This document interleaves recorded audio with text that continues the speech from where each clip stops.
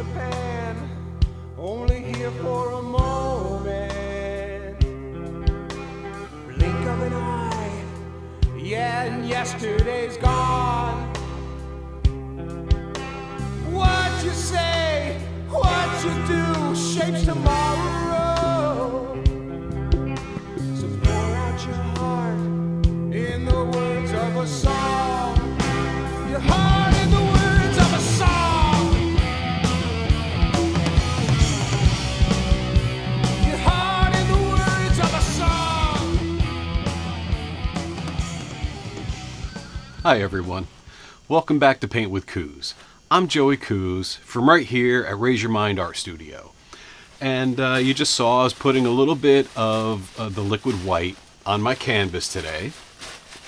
And as I've kind of gone through in some previous videos, I personally like to approach the canvas with as little liquid white on it as possible.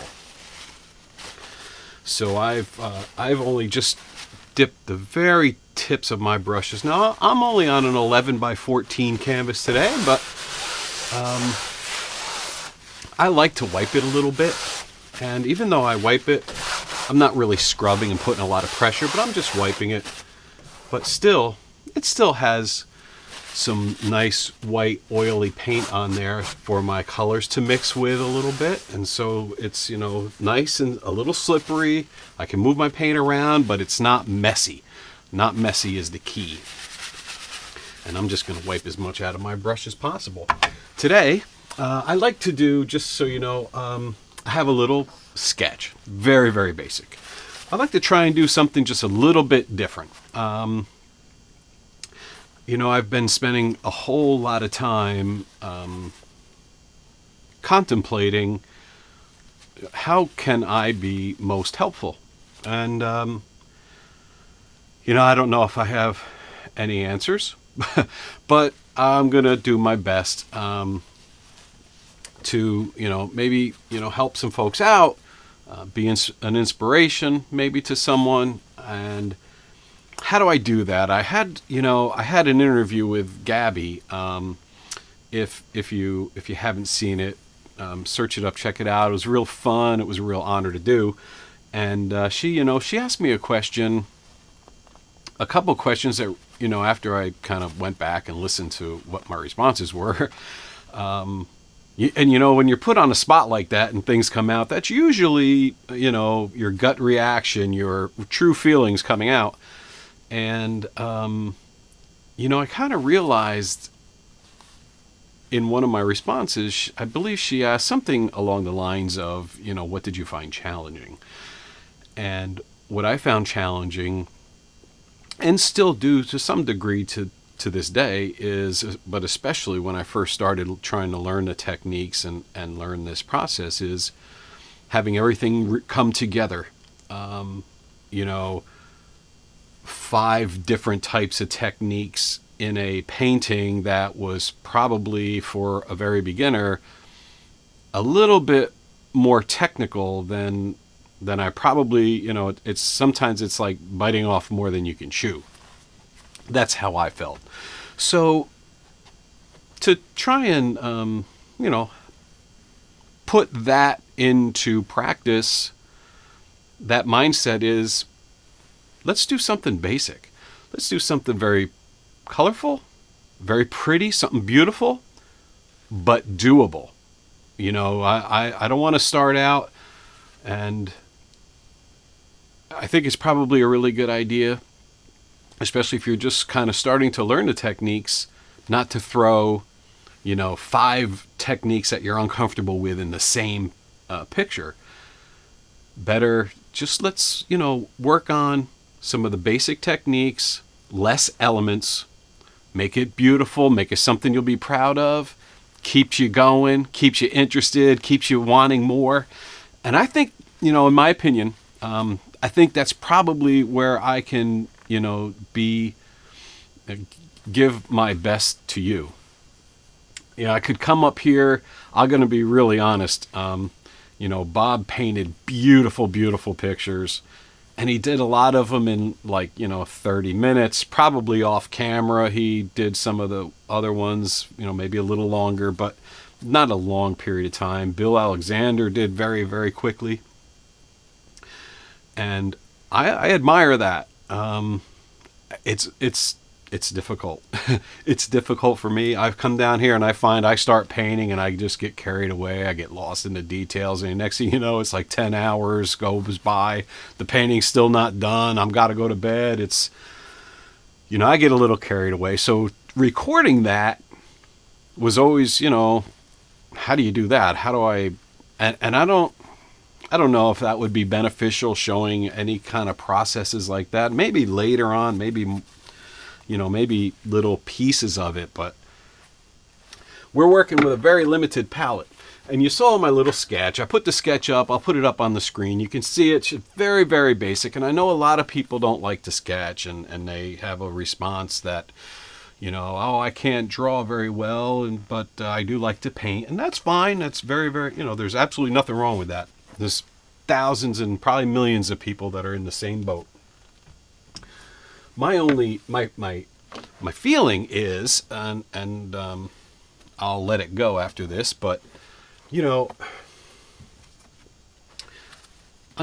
put it to you this way: if your painting level is here and your drawing level is here, and painting doesn't start out at a high level. You start down here and you think about it and you practice and you practice and you practice, but drawing still stays down here because we don't practice it. But in some spare time we sit down and we sketch a tree. Now you do that little Z shape with your brush, making an evergreen tree. Well, you can do that Z shape with a pencil. Doesn't need to be a beautiful, you just know where you want to put it, and that's really all that it matters. My point is, however, my belief, my feeling, this is me personally, doesn't mean it's going to fit everybody. Everybody's different. But for me, and maybe it will be applicable to you as well, if the drawing's down here and the painting's up here, if you, in your downtime while you're not painting and you do a little sketching and it brings it up to here, my opinion is automatically the painting moves up with it.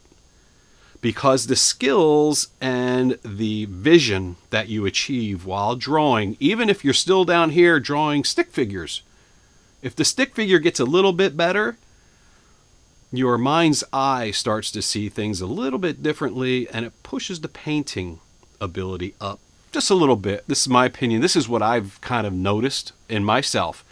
I'm sure it doesn't work the same way for everybody, but I like to encourage it because you know why? Drawing can be easy. You can carry a little sketch pad, a little piece of paper. You can be sitting down at the dining room table and just, hey, I have an idea. Let me draw water and a tree and a mountain. And the next thing you know, they start flowing out of you. And it's just a way to have art and creativity be a more part of our lives.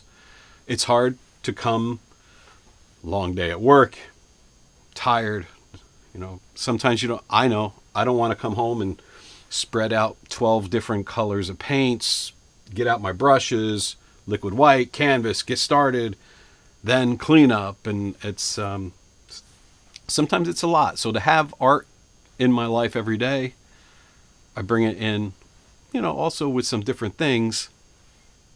But my true belief, working on all the other little things, I think it bumps the other levels up as well. So I hope you find it helpful. Today, limited palette, very limited. Primary colors and white. All right. Yellow ochre, alizarin crimson, and Prussian blue. Of course, titanium white. And we're going to make a really pretty painting. I thought it would be interesting. Let's start very basic. We'll do a little bit of color mixing. We'll make a pretty little picture. And, we'll have a good time. All right, let's get started. All right. Well, here we go. We're all set. I've got my colors. And on 11 by 14, I'm not going to go any larger than a 1-inch brush. That's going to be just perfect for us today. So I'm just going to tap my bristles into a very, very small amount of the yellow ochre. Very, very small amount. And I'm going to come up here and I'm going to start basically at my horizon line. Now I'm going to leave maybe a little circle for where the sun might be, white. I'm not going to add any paint to that right now. And I'm just going to come right over and put this in. Very pretty, nice soft little color right here at the horizon. Doing my little crisscross strokes, and you see I have some streaks in there. I'm going to be okay with that because I'm going to come sneak in some, maybe some oranges and some of the alizarin crimson. So there's a nice little start with the yellow ochre. Now, we're going to have some water. Here's our sun. So I'm going to start maybe over here and then here. I want to leave this to be blank canvas for now so that the sun really kind of shines through. We're going to try and make that work out. We'll see how it works out. And a little bit more color.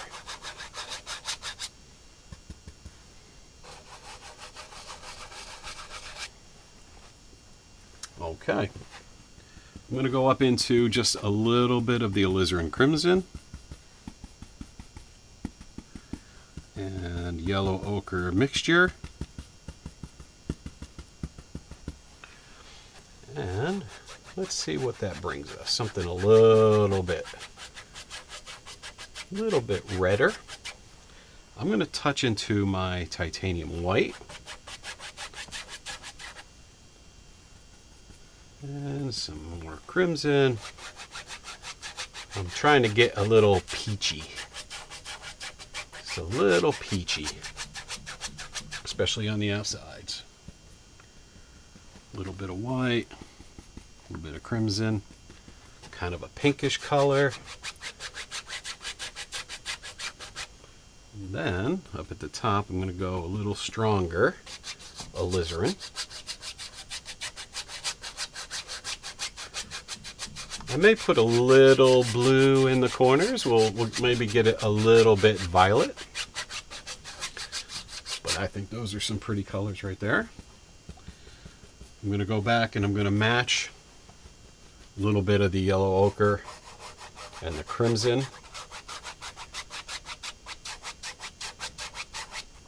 on the sides, down here in the water.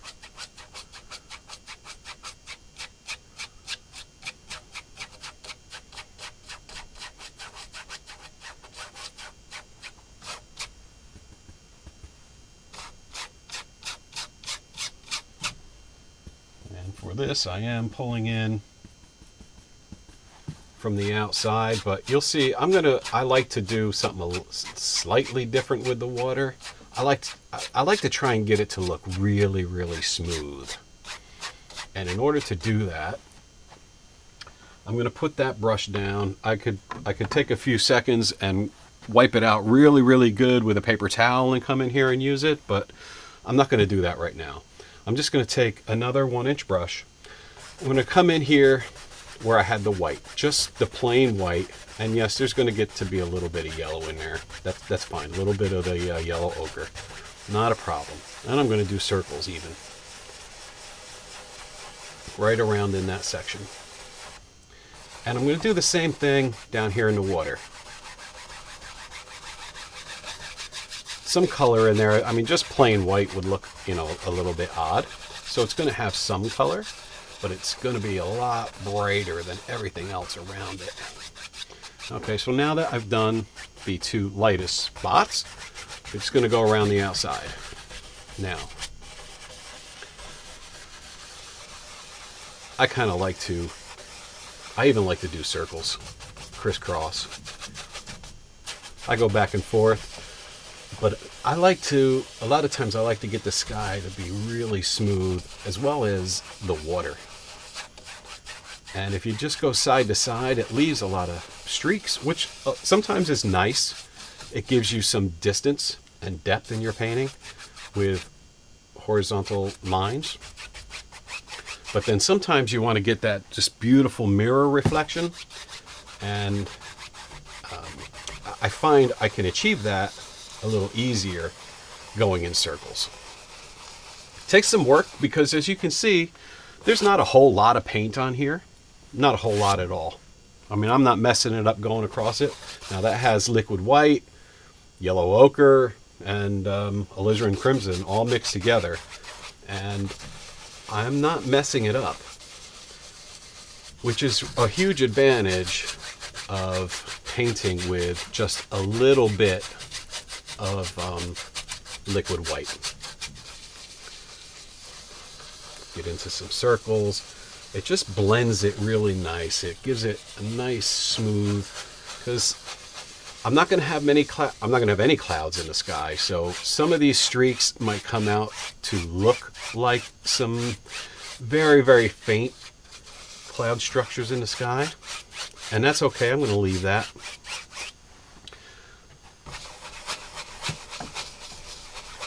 But sometimes, again, you look outside and you don't see, like if you're painting a blue sky, you don't necessarily see streaks in the sky. Not of blue. You might see white streaks from clouds or violet or any different color cloud. But see how pretty that starts to look? Even with circles blending that in, it becomes so super smooth. Once you start pulling reflections down on that, gosh, it looks like a nice, beautiful mirrored lake. So take your time with this. There is not a lot of paint. Like I said, I'm not messing. Look, I went right from dark to light. I'm not messing it up because there is a little bit of paint. Now, it's a workout. My arm, my forearm, my shoulder, everything is sore. I mean, my back is sore, but I don't know if that's just me or from this. My back's always sore, but it's really coming together with just a little bit of color on there. Very, very pretty. Now, sometimes maybe you don't like, you have too much paint or you don't like something very well. You can come up. See, I didn't like that darker color right here. I wanted the white, the sheen of the sun to kind of go in on almost a triangle. It's not exactly a triangle. But we could take a paper towel, wipe that center. You can also come up and take a piece of paper towel. Very small, little tiny piece of paper towel. And I'm just going to ball it up in my fingers. I'm going to come up here. I'm just going to twist it in a circle. Turn it over. Put it right on that circle again. I'm going to twist it again, right around in a circle. It gives us a very, very, very faint hint of the sun hiding back there. Very little hazy day.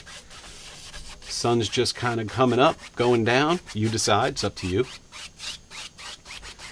But I think it's, so far, I think it's really coming along.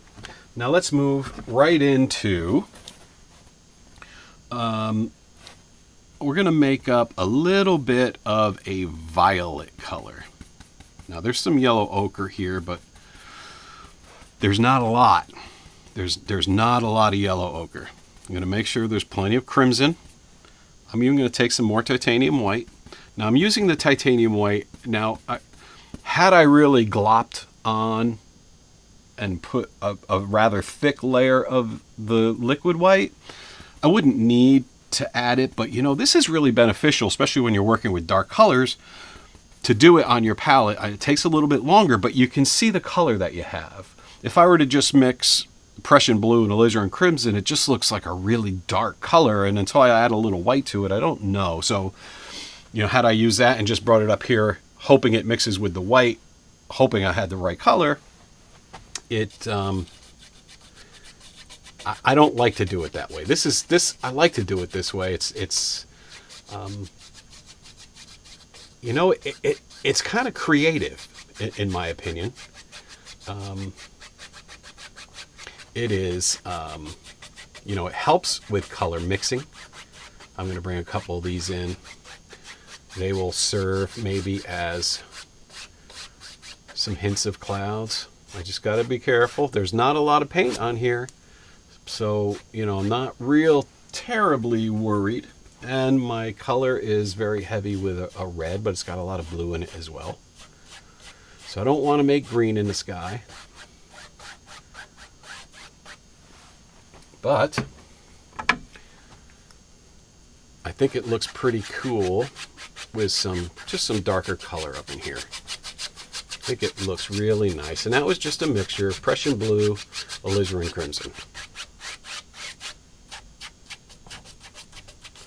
Just going to blend it a little, make sure it doesn't look odd.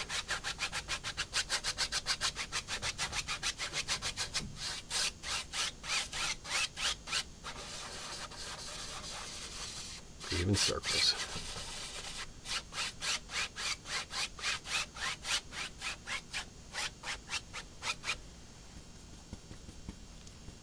Now with the same thing, I'm going to come down. I'm going to get a little bit of that darker color, little Prussian blue, alizarin crimson, and I'm going to put it down in the corner, especially on this side.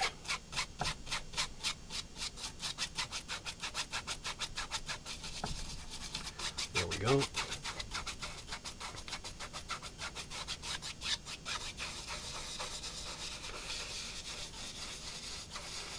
There. And again, this process takes a little bit longer to blend this like this. There's not a lot of paint, so they don't blend real easy, but it gives you a lot more control, and I kind of like that. But you know, you can play around with how much paint you put on, and there. All right, well, that's a good start. I'm going to go back to my alizarin crimson, my white, little bit of blue, and I'm going to let's put in some distant hills.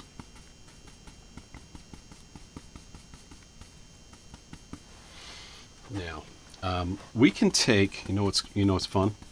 You take that purpley color, add a little bit of yellow, and it'll turn a little bit gray. And it'll be a nice distant color. Maybe for these far, far away hills, but I'm not working with a lot of paint. If you mix red and blue, get a nice purple, and you add a little bit of yellow ochre to it, it will start to turn gray. If it starts to turn green, add more red. If it starts to turn brown, you can add a little more blue. So let's see what this looks like up on the canvas. Now, I'm not going to do big giant mountains like Bob used to do. In fact, I'm going to do just some very small. Hey everyone, welcome back. So I apologize. Battery went out on the camera.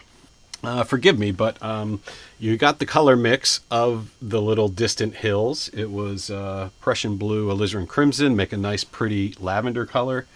I added a little bit of yellow ochre to it just to gray it down so it wasn't just a bright purple. And I added a little bit of titanium white, and I just tapped across the first hill, and I kind of misted the bottom with my 2-inch brush that I used to put the liquid white on. Just tapped across the bottom and then blended a little bit. And then I came back, put more paint on the brush, put one in front of it, tapped out the bottom, and you can see I put in maybe like a couple little ridge lines, just some texture in the hill. Nothing fancy, just something in the hill that, you know, it's not just a flat one flat color. It's got some texture and movements and highlights and mists and dips and valleys and all that stuff. So 3 brushes so far, 2 1-inch brushes and 1 2-inch brush. And I'm going to introduce today for The first time in this one, one of my favorites, the Filbert. I love to paint with this. And I'm going to use the same color. I darkened it up a little bit. I added a little more blue, a little more red, and a little more yellow ochre. And it grays it. It's like a violety gray. A little bit more blue in the color for me. But it's blue, alizarin crimson, and a little tiny bit of yellow ochre.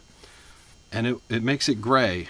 I'm not sure if you can kind of see that, but it's a nice gray color. It's not purple, it's not red, it's not blue. It gets gray. It's like a natural gray. I've just mixed it with these three colors. So on the Filbert, I'm just going to put in, I just wanted to get a little bit darker to be right here in the front. But I'm going to just tap in maybe some distant trees, maybe some different distant bushes, whatever it may be. And I'm going to kind of go up and down a little bit. I don't want it to be, no symmetry, not, 1, 2, 3, all the same height. Put some spaces between and make them different heights so that it doesn't start to look funny. Now, I did a little dark here to start getting lighter. I'm going to do the same thing over here. I'm going to kind of start here, bring in some trees, some bushes, and I think it's going to stand out pretty nicely against the background, the mist in the hills in the background. I think it's going to look pretty. So let's see. We're just going to tap this in. Nothing special. Doesn't have to be anything, we're not painting trees. We're just some shapes. And let's not make all the shapes the same. Let's make it different and unique and, not the same going all the way across. Some dips and some valleys. And don't worry about the bottom. Don't worry about the bottom at all. Because we're going to pull that down a little bit. In fact, we already have. We're putting in both the reflection and the tree at the same time. If you see a higher one, just go a little bit higher on the bottom. That's all. Something's lower down here, bring it back up here. Make it kind of look a similar shape. Doesn't have to be exact. Your eye won't really know the difference. It'll look pretty anyway. And I'm just tapping. I don't want a lot of paint on there, but it does need to be darker. And I'm going to the brush that I had the background hill color on. And I'm just going to pull down just where the paint is. I don't want to go all the way down because these reflections need to stay small. These are far back. These are way in the background. Let's make it a nice even line going across.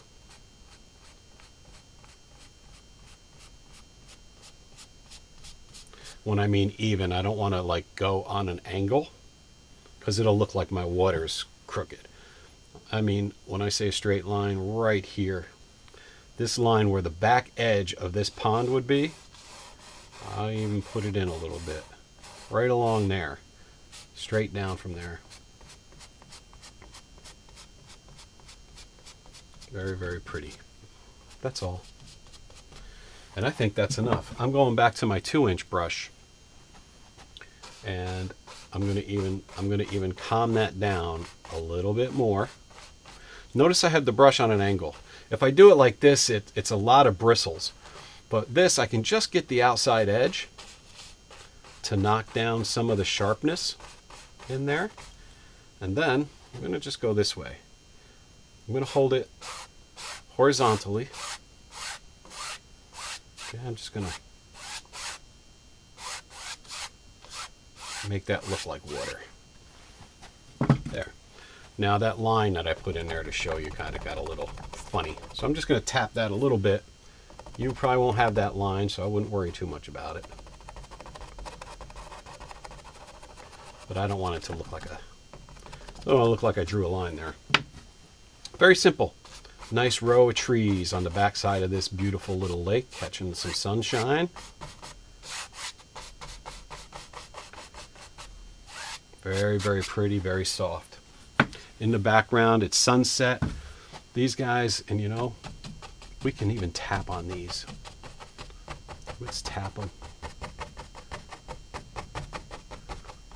They don't need to be very, very distinct.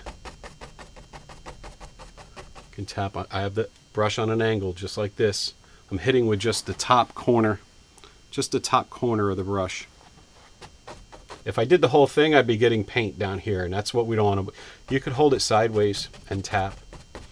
It's just gonna, there's not a lot of paint, so I'm not painting with it. I'm just diffusing the paint that's up there. There, pretty. Now, if we want to get fancy, but we don't. We're just gonna keep it very basic today. We don't want to get fancy. Now you could, if you feel comfortable, you could put a little waterline in there, but I don't really think it's necessary with the sun behind us and these dark shadows. I think we're in good shape. So I'm going back in to my purpley gray color, Prussian blue, alizarin crimson, little bit of yellow ochre, just a little bit of yellow ochre, and it takes the purple out, makes it a little on the gray side, makes it like a nice natural tint color. And today, let's put in right over here, let's put in a little, maybe like a peninsula. All right, I'm gonna go up and down, make some bushes. I'm gonna bring it out into the water right here.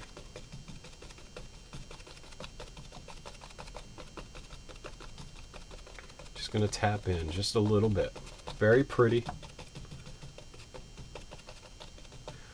So it's almost like a little flat triangle. All right, it comes in on an angle, gets a little smaller as it disappears off into the water. Then this edge basically straight, basically level, going straight across. You could come down just a little bit, but I'd be careful, because once you start playing with angles like this, especially close to the edge, it really starts to look like the perspective in the painting is off. It starts to look like, oh my goodness, something's falling or something. It just starts to look a little strange. So right from here, while we're at this point, I'm just going to pull this color right down, straight into the corner. Okay, and from the outside in, I'm going to pull across, nice and gentle. And we can make some nice, beautiful reflections. Now I am going to put in 2 pine trees. All right, same color, blue, alizarin crimson, yellow ochre. All right, and these, I can see has a little brown tint to it. I'm going to add some more blue. It's going to just be like a nice dark natural color. It doesn't, sometimes you just go straight black, it looks kind of funny. Straight colors out of the tube, it looks funny. But when you mix the 3 primaries together and make a nice dark shadowy color, it starts to take on a very natural feel. So just for some contrast, I'm going to bring this tree right here. I do make my guidelines or trunks, whatever you want to call them, whatever you want to consider them. I'm going to consider them a guideline, but you can call them a trunk, whatever. But I like to put them in just so I know what line to follow. I'm just going to load up. This is a number 3 Bob Ross fan brush. And just the corner edge. See how the outside, it's pointing down and to the right? If you're left-handed, it's going to be down and to the left to make this kind of tree. But I have plenty of brush, of paint. I'm actually pushing up into it, especially for this starting point, because I only want to just touch it to make it look like some small branches up at the top. Be careful, if you go too big at the top, then the bottom's got to get really big. I tend to keep the trees a little bit on the smaller side. And you know what? They can always get bigger. And just like Bob used to do, I'm tapping, just using the corner. I tap harder in the center of the tree, and less as I come to the outside. Now, very simple. Just follow your imagination. What does a tree look like? How do these evergreen, boughs lay here? Do I want a solid tree, or do I want to have... I always think it looks really beautiful when the tree's not completely solid and you can kind of see through it and behind it.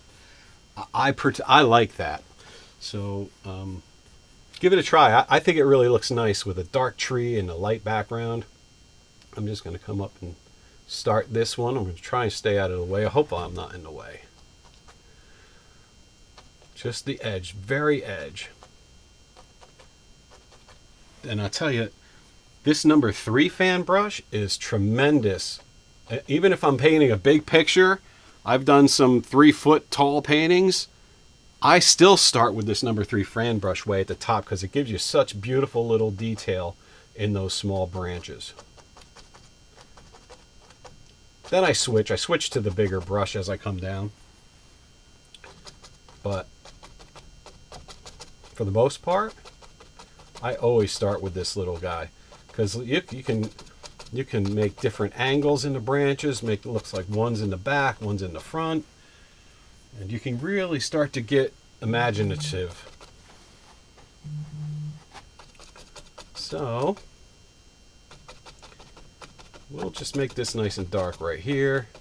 Make it look like there's a couple things sticking up here. Not much. You can take the fan brush, make a little bush, something sticking up out of the ground. Push it up. Very pretty. Now let's put a little tiny bit of a highlight on there. I'm going to take, and I'm going to try and wipe as much out of this as I can. Actually, you know what? Just for the sake of this video, I'm going to take it and I'm going to wipe it out as much as possible. All right, just pinch it between your fingers in a paper towel, wiggle it a little bit, and you know what? That's good enough. I don't need to wash this. This is fine. Look, hardly anything. Just a little bit of trace of some color. We can work with that. If I was going to wanted white in a cloud, maybe I wouldn't use this, but for anything else, I'm going to take my yellow ochre and I'm going to take just a touch of this Prussian blue. The Prussian blue is really, really strong, so I don't want a lot. I added a little bit of white to it. A little more blue, a little more yellow. Just going to make a nice green color and white to it. Just adding white to the green color. And it makes a nice little, very like an olive green color. Yellow ochre, tiny bit of Prussian blue. I really enjoy mixing like this because, you get colors that you don't normally get just out of a tube, even if you mixed all the different colors together. So just for fun, it doesn't really need too much of a highlight here because honestly, this is a sunset. This would be silhouetted anyway. Very simple, but let's put some in just for fun, just for practice. And it was good to make the green. I enjoyed making the green out of my yellow ochre and Prussian blue.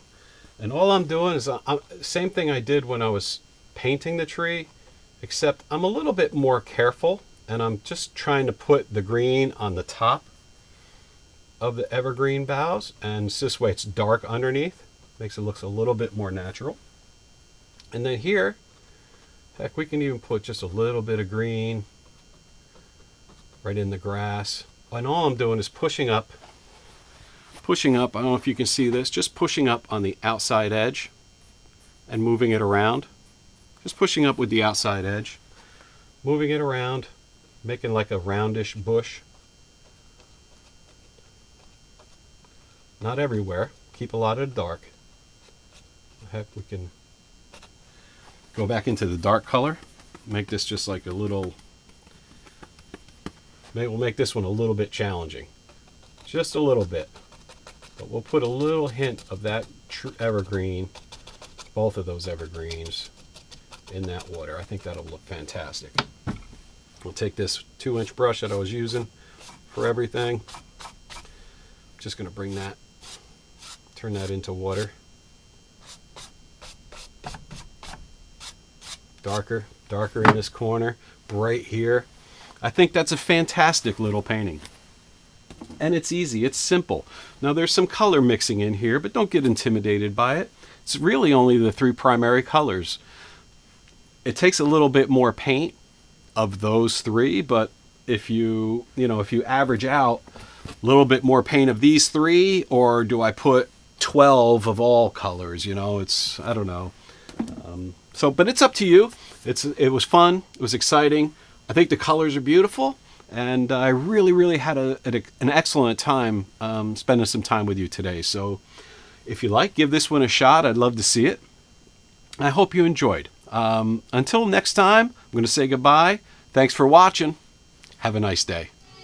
To your dreams, it's there you find answers.